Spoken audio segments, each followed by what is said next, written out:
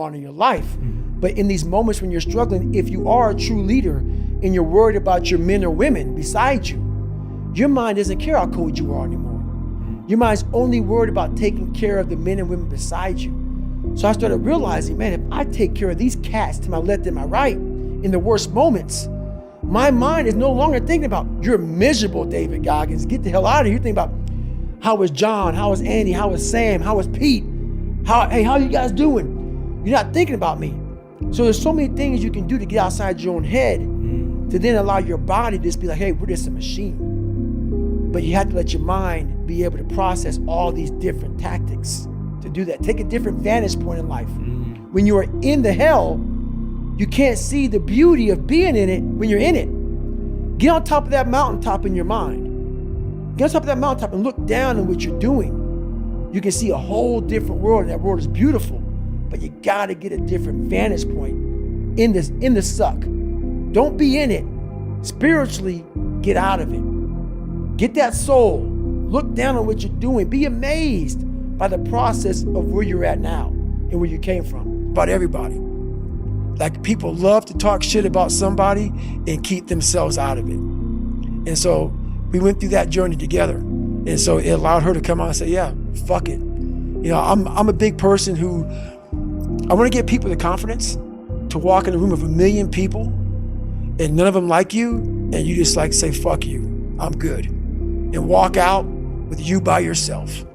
You helped your mum do that as well. And now she can look at everybody and say, yeah, I fucking married a motherfucker that choked a woman to death.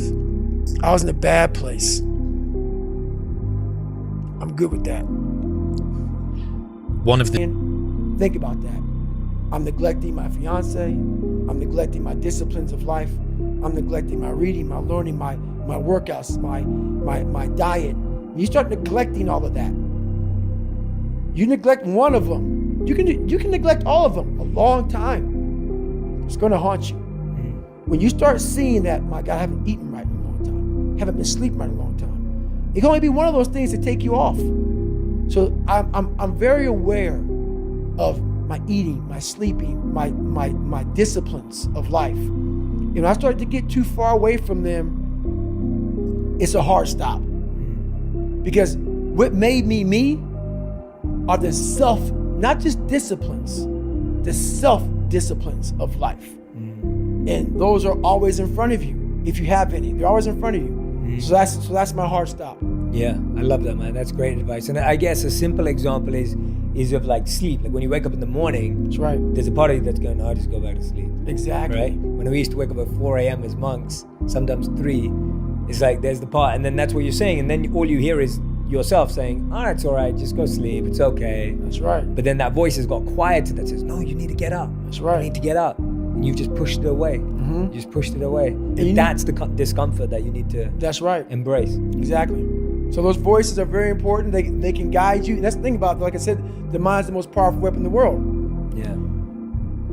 It can guide you to being very comfortable also. Yeah.